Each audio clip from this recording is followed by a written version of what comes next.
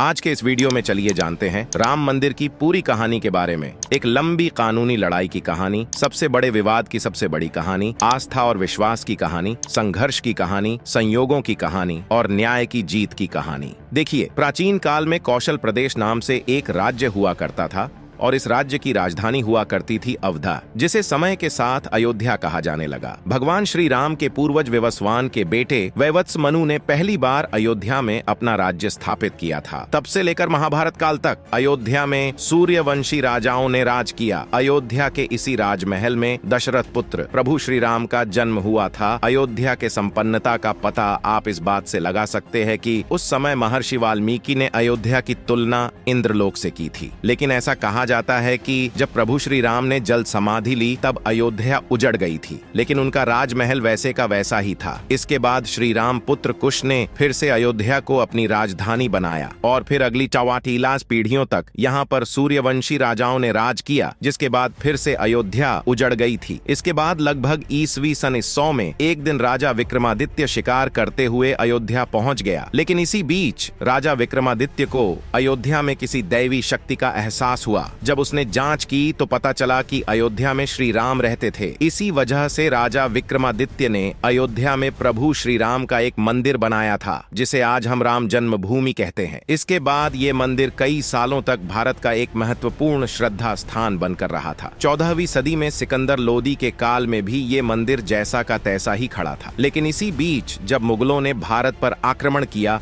तो उस दौरान कई हिंदू मंदिरों को तोड़ा गया, जिसमें से एक राम मंदिर भी था। साल 1528 में मुगल बादशाह बाबर के सिपह सालार मीर बाकी ने अयोध्या के राम मंदिर को तोड़कर वहां एक मस्जिद का निर्माण किया, जिसका नाम बाबरी मस्जिद रखा गया था। इसके बाद अगले 250 सालों तक इस मंदिर के ऊपर बनी मस्जिद पर मुगलों ने राज किया था। लेकिन 17वीं सदी तक आते आते जब मुगलों का साम्राज्य खत्म हुआ तब हिंदू लोगों ने इस मंदिर पर पहली बार अपना दावा करना शुरू किया था, लेकिन उस वक्त किसी न किसी तरह से उन्हें नजरअंदाज किया गया। बाद में साल 1853 में इस जगह के आसपास पहली बार दंगे भी हुए। साल 1859 में ब्रिटिशर्स ने इस विवादित जगह के आसपास फेंसिंग लगा दी और मुसलमानों को ढांचे के अंदर और हिंदुओं को बाहर चबूतरे पर पूजा करने की इजाजत दी गई। लेकिन इसके बाद असली विवाद तब शुरू हुआ जब 23 दिसंबर 1859 को भगवान राम की मूर्तियां मस्जिद के अंदर पाई गई थी, जिसके बाद इस सेंसिटिव मुद्दे को सुलझाने के लिए सरकार ने इसे विवादित ढांचा मानकर ताला लगवा दिया। आगे 6 दिसंबर 1992 को विश्व हिंदू परिषद और शिवसेना समेत दूसरे हिंदू संगठनों के लाखों कार्यकर्ताओं ने बाबरी मस्जिद के विवादित ढांचे को गिरा दिया, जिसकी वजह से देश भर में सांप्रदायिक दंगे भड़के गए, जिनमें 2000 से ज्यादा लोग मारे गए थे। यही नहीं, इसी मुद्दे की वजह से 10 साल बाद यानी साल 2002 में गोधरा कांड हुआ और गुजरात में फिर से दंगे भड़क गए, जिसमें 2000 से ज्यादा लोग मारे गए थे। इन दंगों को देखते हुए इलाहाबाद हाई कोर्ट ने साल 2010 में विवादित स्थल को सुन्नी वक्फ बोर्ड, रामलला विराजमान और निर्मोही अखाड़ा के बीच 3 बराबर हिस्सों में बांटने का आदेश दिया। लेकिन साल 2011 में सुप्रीम कोर्ट ने इस फैसले पर रोक लगा दी। इसके 8 साल बाद यानी 2019 में सुप्रीम कोर्ट ने खुद इस विवाद को सुलझाने के लिए 8 मार्च 2019 को मध्यस्थता पैनल बनाया, लेकिन वो भी फेल रहा, जिसकी वजह से 6 अगस्त 2019 से सुप्रीम कोर्ट में अयोध्या मामले की रोजाना सुनवाई शुरू की गई और 16 अक्टूबर 2019 को अयोध्या मामले की सुनवाई पूरी हुई। लेकिन सुप्रीम कोर्ट ने फैसला सुरक्षित रखा और फिर बड़ी मिन्नतों के बाद आखिरकार वो दिन आ ही गया। 9 नवंबर 2019 को सुप्रीम कोर्ट के 5 जजों की बेंच ने राम मंदिर के पक्ष में फैसला सुनाया, जिसमें 2.7 एकड़ विवादित जमीन हिंदू पक्ष को मिली। कुछ दिनों बाद जब बाबरी मस्जिद को पूरी तरह से हटाकर जमीन को साफ किया गया तो 5 अगस्त 2020 के शुभ दिन प्रभु राम मंदिर का भूमि पूजन भी किया गया और अब 22 जनवरी 2024 को अयोध्या में फिर से प्रभु श्री राम वापस आ गए हैं। सालों से चले आ रहे इस विवाद में आखिरकार सत्य की ही जीत हुई और मर्यादा पुरुषोत्तम प्रभु श्री राम का भव्य मंदिर इसका एकमात्र प्रतीक है। जय श्री राम।